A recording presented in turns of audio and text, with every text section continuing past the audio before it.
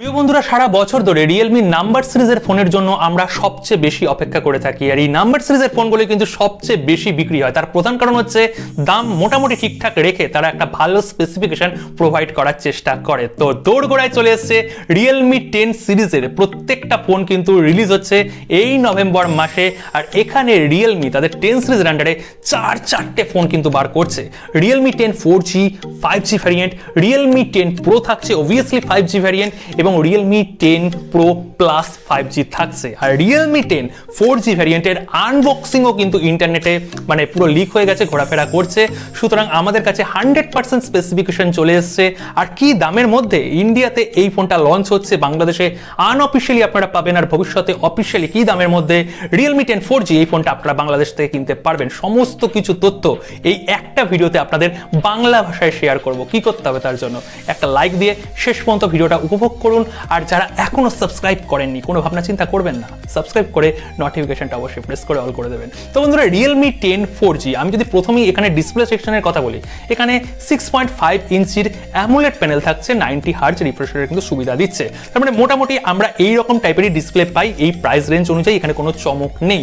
যদি আমরা এই ফোনের বিল্ড কোয়ালিটির কথা বলি, অপোর যে ফোনগুলো লঞ্চ হয়েছে আমার চ্যানেলের মধ্যে, অপো A35 বলে একটা ফোন আমি আনবক্সিং করেছিলাম, তো ওই রকমই কিন্তু দেখতে পলিকার্বনেটের একটা বিল্ড কোয়ালিটি। আর যে সাইডের ফ্রেমটা রয়েছে এটা কিন্তু ইনবক্সি, এখানে কিন্তু ফ্রেম রয়েছে, অ্যালুমিনিয়ামের কথা ভাববেন না, প্লাস্টিকেরই কিন্তু ফ্রেম রয়েছে। আর পেছন দিকটা একটু চকমক করছে।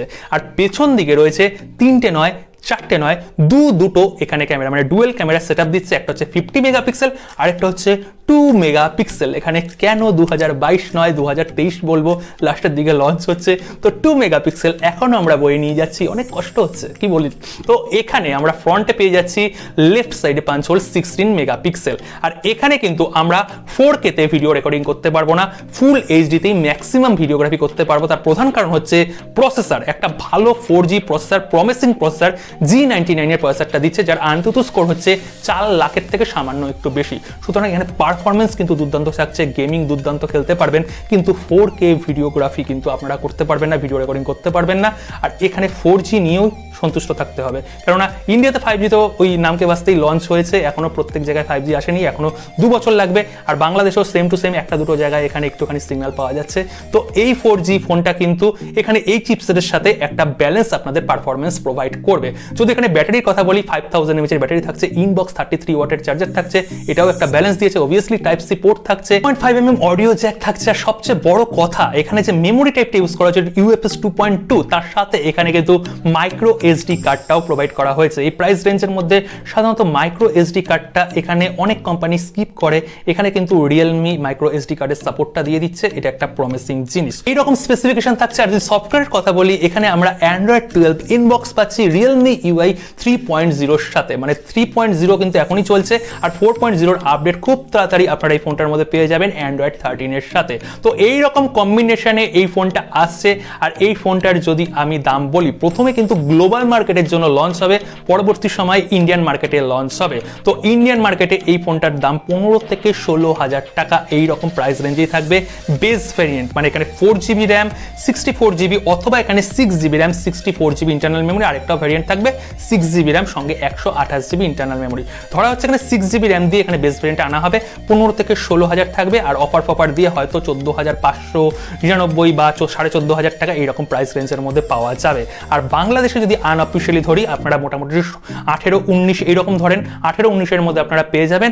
আর যদি অফিশিয়ালি এই ফোনটার প্রাইসের কথা বলি, তাহলে এটা কিন্তু 25 অ্যাবভ হয়ে যাবে, আন্ডার এখানে 30,000 এর মধ্যে কিন্তু এই ফোনটা বাংলাদেশে অফিশিয়ালি পরের দিকে লঞ্চ হবে। এই মুহূর্তে লঞ্চ হবে না, হয়তো এই বছরের এন্ডে বা জানুয়ারির দিকে বাংলাদেশের রিয়েলমি ফোনটাকে লঞ্চ করবে, আশা করি বলতে পারলাম। ফাইনালি কারা এই ফোনটার জন্য অপেক্ষা করবেন? ডে টু ডে কাজের জন্য তো অবভিয়াসলি একটা দুর্দান্ত ফোন, তার সাথে কম্প্যাক্ট সাইজ ফর্ম ফ্যাক্টর রয়েছে। আর গেমিং এর জন্য এই প্রাইস রেঞ্জের মধ্যে G99 প্রসেসরটা কিন্তু অনবদ্য একটা গুড চয়েস, একটা ভালো লেভেলের প্রসেসর। তার সঙ্গে যে ফিচার্সগুলো রয়েছে, একটা ব্যালেন্স ফিচার রয়েছে, কিন্তু এখানে ক্যামেরা ব্যাক সেকশনে যে ক্যামেরা, সেখানে সামান্য কস্ট কাটিং করা হয়েছে। এখানে আল্ট্রা ওয়াইড ক্যামেরা ক্যামেরাটা অ্যাটলিস্ট রিয়েলমিকে প্রোভাইড করা উচিত ছিল। 8 মেগাপিক্সেল দিলেও ঠিকঠাক আছে, কিন্তু 2 মেগাপিক্সেলের ক্যামেরা মানে মেনে নিতে পারছি না আমি লিটারেলি।